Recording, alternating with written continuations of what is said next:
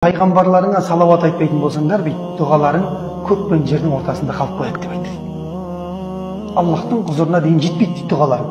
Қашан сендердің дұғаларыңа салауат қосылады дейді, мінекей сол дұғаның қабыл болу ықтималдылығы өте көп болады дейді.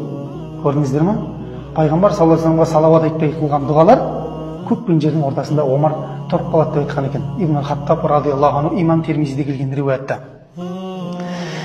Және пайғамбар саллаллаху алейхи ва саллям айтады, Аллах тағала маған екі періштені осы салауатқа барып жаратып қойған дейді. Екі періштені Аллах тағала маған салауат айтқан кісілерге жауап ретінде жаратып қойған дейді. Маған қандай да бір кісі саллаллаху алейхи ва саллям деп айтатын болса дейді, пайғамбарымыз саллаллаху алейхи ва саллям айтады, онда бірінші періште айтады дейді, ғафараллаху лака я фулан деп айтады. Ей пәленше, Аллах тағала сені кешірсін деп айтады дейді.